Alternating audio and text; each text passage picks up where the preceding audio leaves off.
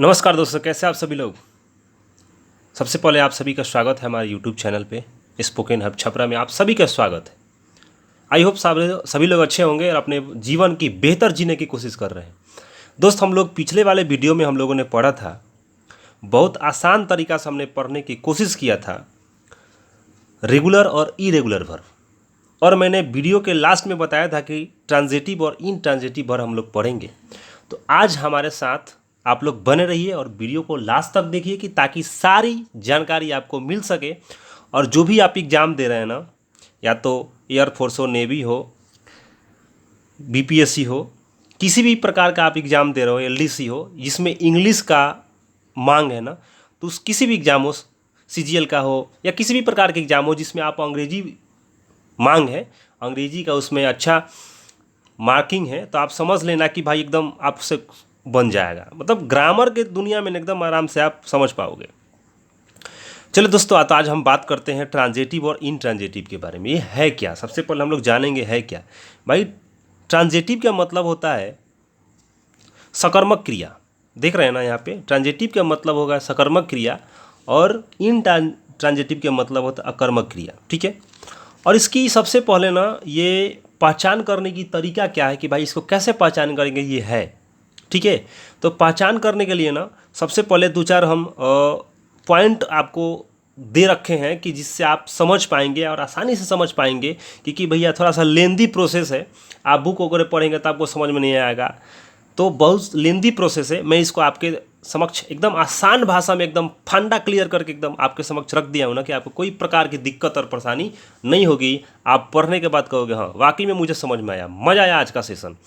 तो समझिए, ट्रांजिटिव और इनट्रांजिटिव पढ़ने का मतलब हो गया हमारा कि सबसे पहले तो क्वेश्चन हमारा बन जाएगा और ये पैटर्न को हम समझ जाएंगे कि ये होता क्या है।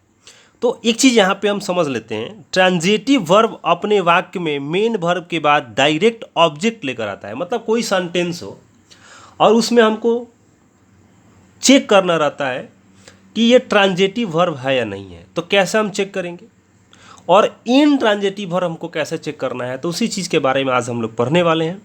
तो फर्स्ट हमने पॉइंट आपके समक्ष रखा है कि ट्रांजिटिव वर्ब अपने वाक्य में मेन वर्ब के बाद डायरेक्ट ऑब्जेक्ट लेकर आता है। मतलब कि कह रहे हैं ना कि सेंटेंस होगा, उसमें सब्जेक्ट होगा, वर्ब होगा, ऑब्जेक्ट होगा। ठीक है। तो सब्जेक्ट के बाद ना डायरेक्ट ऑब्जेक्ट लेकर आए। देखिए, ट्रांजिटिव वर्ब अपने वाक्य में मेन वर्ब के बाद डायरेक्ट ऑब्जेक्ट लेकर आए, ऑब्जेक्ट लाती है, वही ट्रांजिटिव वर्ब कहलाती है। अब क्या होगा एग्जाम्पल के तरह समझेंगे, थोड़ा सा और समझते हैं। ट्रांजिटिव वर्ब या उसको हम लोग वर्ब को एक्शन कहते हैं का प्रभाव ऑब्जेक्ट पर पड़ना चाहिए। मतलब किसी सेंटेंस में ना, कोई सेंटेंस है उसका जो प्रभाव है वो ऑब्जेक्ट पे पड़ना चाहिए। मतलब सेंटेंस में ऑब्जेक्ट होगा तो ट्रांजिटिव वर्ब कहा जाएगा, ऑब्जेक्ट नहीं होगा तो ट्रांजिटिव वर्ब नहीं कहा जाएगा। आया समझ में? अब समझिए, शायद थोड़ा सा आ रहा होगा दूसरा एग्जाम्पल से।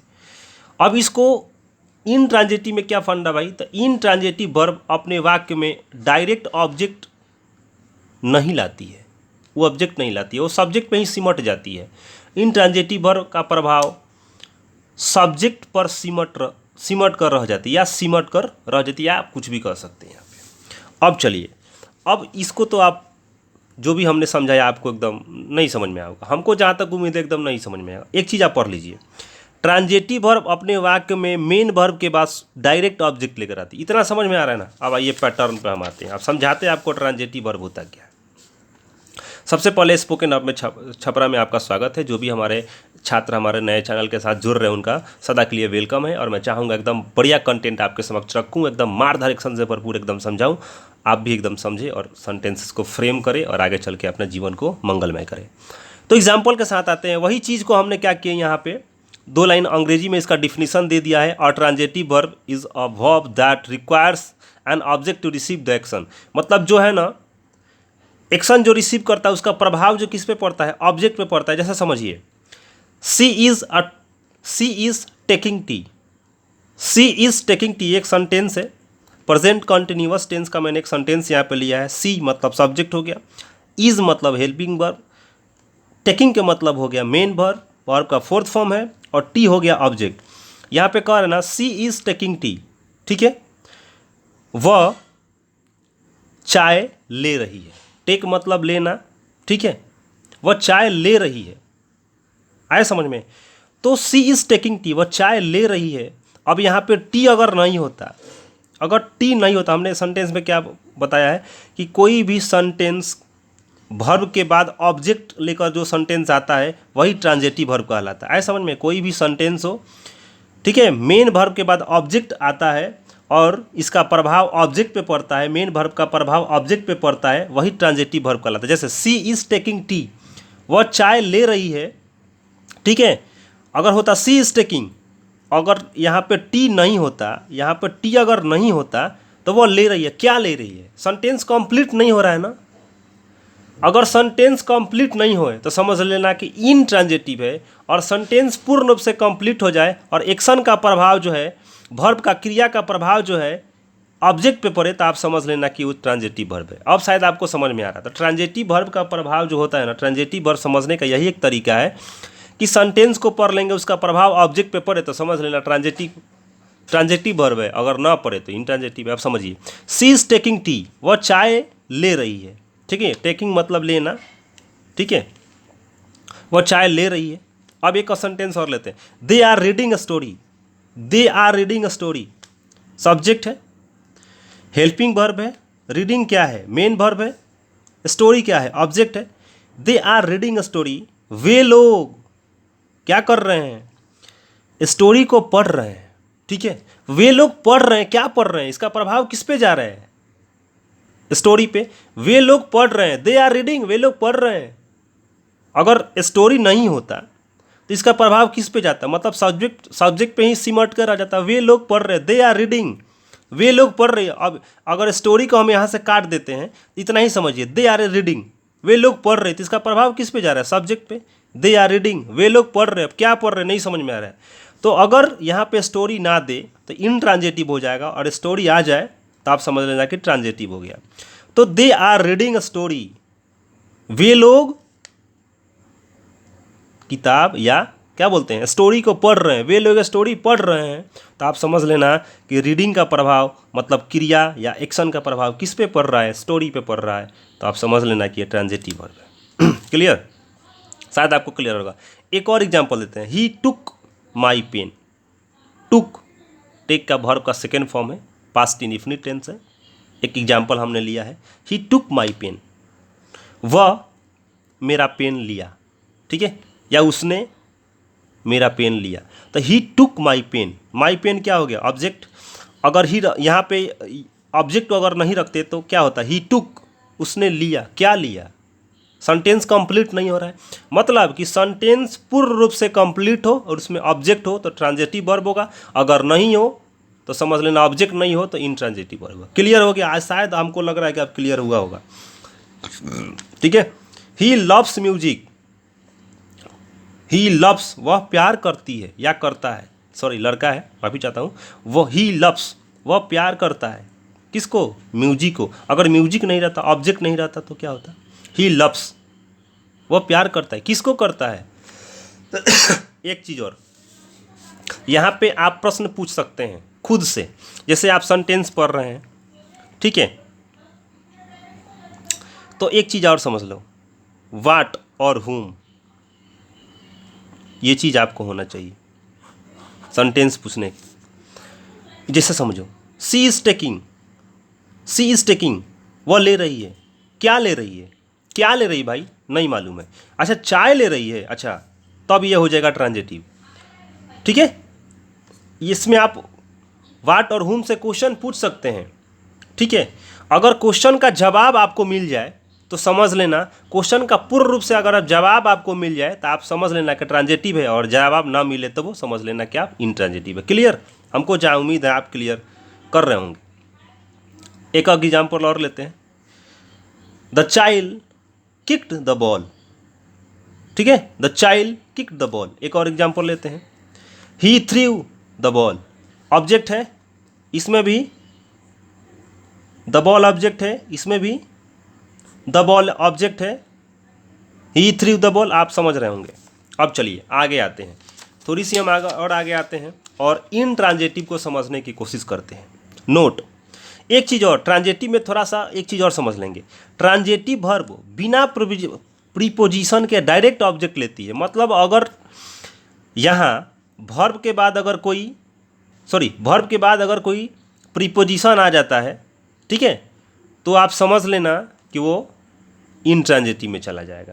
एक चीज़ यहाँ पे नोट में हम दे दिया हूँ कि ट्रांजेटिव वर्ब बिना प्रीपोजिशन के डायरेक्ट ऑब्जेक्ट लेकर आती है। अगर ट्रांजेटिव वर्ब जैसे समझिए शी इज़ टेकिंग टी, अगर यहाँ पे कोई प्रीपोजिशन आ जाता, प्रीपोजिशन अगर कोई यहाँ पे आ जाता टी के पहले और वर्ब के बाद, तो समझ लेना कि वो इनट्रांजेटिव होता वर्ब होता। और प्रीपोजिशन न ले डायरेक्ट ऑब्जेक्ट लेकर आए तो समझ लेना एथी हो जाएगा, ट्रांजेटिव हो जाएगा। क्लियर। अब इनट्रांजेटिव पे आ जाते हैं। इनट्रांजेटिव वर्ब, ठीक है, अकर्मक क्रिया जिसको हम लोग बोलते हैं। The verb used without an object, कह रहे हैं ना कि the verb used without an object, मतलब कि बिना किसी ऑब्जेक्ट के आए, इज कॉल्ड इनट्रांजेटिव वर्ब। उसी को हम लोग क्या बोलते हैं, इनट्रांजेटिव वर्ब बोलते हैं। जैसे सी इज टेकिंग, वह ले रही है, क्या ले रही है, नहीं समझ में आ रहा है। ऑब्जेक्ट अगर होता, यहाँ पे ऑब्जेक्ट अगर होता तो समझ में आता कि हाँ भाई वो ले रही है, वो गेंद को ले रही है या वो किताब को ले रही है। सी इज टेकिंग बुक, या कुछ भी हो सकता है, ऑब्जेक्ट में कुछ भी हो सकता है। यहाँ पे देखिए they are drinking, they are reading. अब यहाँ पे बुक हो जाए या न्यूज़पेपर हो जाए, अगर यहाँ पे ऑब्जेक्ट हो जाए, डायरेक्ट वर्ब के बाद अगर ऑब्जेक्ट मिलता है तो समझ लेना कि ट्रांजेटिव वर्ब है। अगर ऑब्जेक्ट नहीं मिलता है तो समझ लेना कि इनट्रांजेटिव है। हाँ, एक चीज़ और, वर्ब के बाद अगर कोई प्रीपोजिशन आता है, ठीक है, वर्ब के बाद और ऑब्जेक्ट के पहले कोई क्योंकि ऑब्जेक्ट के पहले प्रीपोजिशन कोई आएगा तो उसको इनट्रांजेटिव माना जाएगा। क्लियर। तो हमको जहाँ तक समझ में आ रहा है कि आपको क्लियर हो रहा होगा। एक और एग्जाम्पल, राम लव्स, राम प्यार करता है, किसको करता है? तो आप क्वेश्चन पूछो वाट और हुम से। राम लव्स, राम प्यार करता है, क्या, नहीं समझ में आ रहा है। हुम, किसको, नहीं समझ में आ रहा है। अगर यहाँ पे होता कि राम लव्स रीता, ठीक है,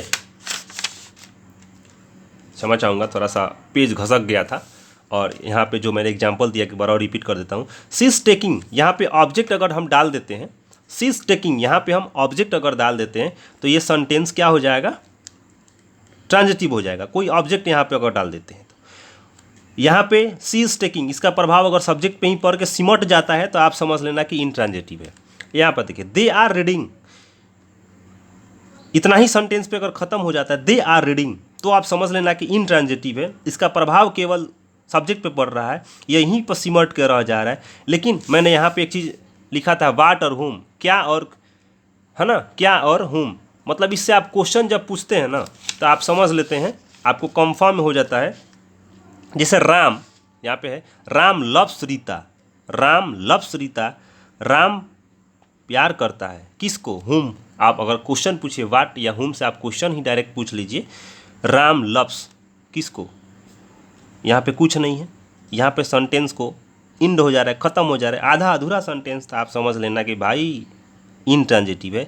अगर यहाँ पे मेन वर्ब के बाद ऑब्जेक्ट आए, डायरेक्ट ऑब्जेक्ट आए, तो आप समझ लेना ट्रांजिटिव है। तो राम लव्स ये हो जाएगा, यहाँ तक सेंटेंस अगर इंड हो जा रहा है, ख़त्म हो जाएगा तो इनट्रांजिटिव हो जाएगा।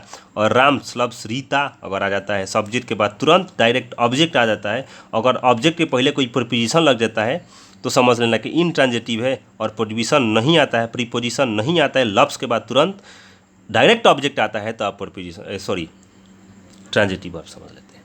तो यहाँ तक शायद आपको क्लियर हुआ होगा, और आई होप ये ट्रांजिटिव और इनट्रांजिटिव वाला फंडा आपको क्लियर हो चुका होगा।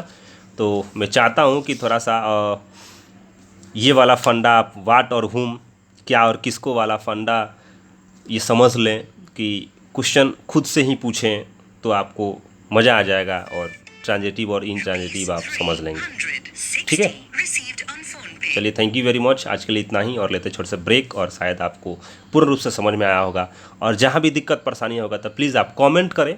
मैं चाहूँगा कि और बेहतर ढंग से मैं कोशिश करूँ कि आपको वीडियो एकदम कंटेंट बढ़िया तरीक़ा से दूँ और अपने जीवन में सफल हो। धन्यवाद, नमस्कार।